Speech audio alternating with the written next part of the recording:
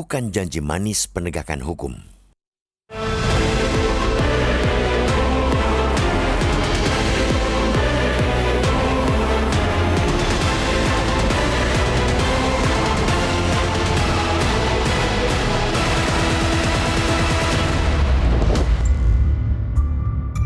Sungguh teramat dahsyat dampak banjir bandang yang menerjang Aceh, Sumatera Utara, dan Sumatera Barat.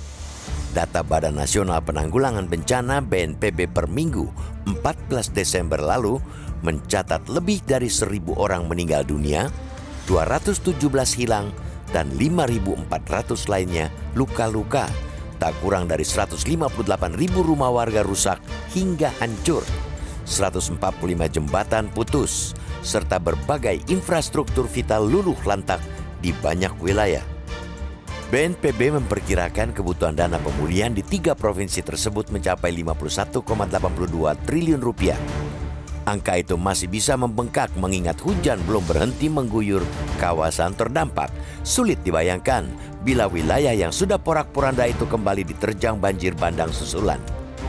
Tragedi di Sumatera kembali mengajarkan pelajaran mahal yang kerap diabaikan, yakni hutan bukan sekadar hamparan pohon, melainkan penyangga utama kehidupan manusia.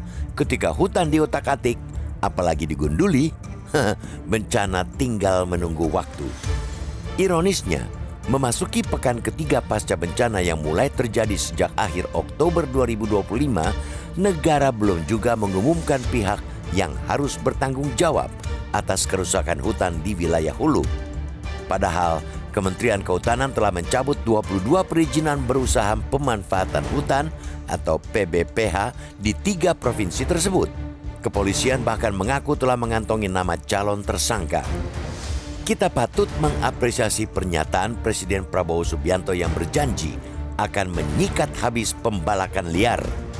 Janji Kapolri Jenderal Listio Sigit Prabowo untuk segera mengumumkan tersangka pembalakan liar di Kabupaten Tapanuli Selatan, Sumatera Utara juga layak dicatat. Namun, pertanyaan mendasar tak terelakkan ialah mengapa negara seolah hanya membidik pembalak liar?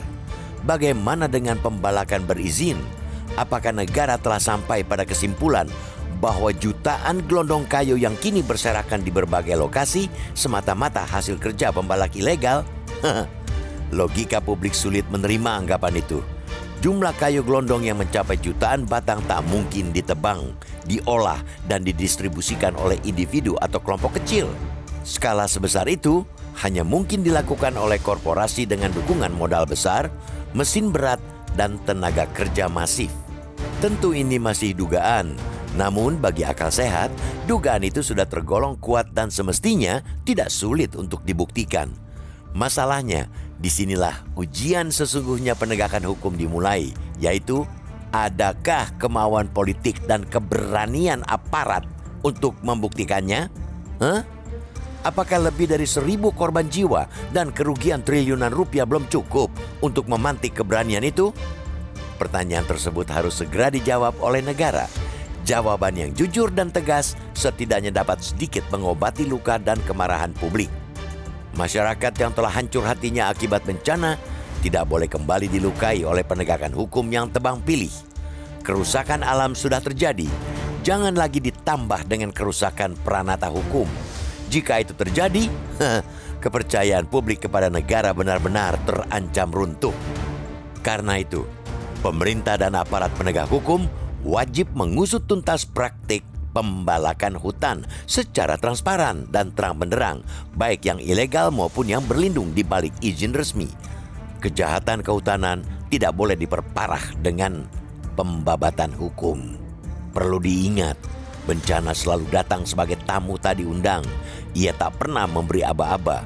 Yang bisa dilakukan negara hanyalah memastikan bahwa keserakahan manusia dan kelumpuhan hukum tidak lagi menjadi undangan berikutnya.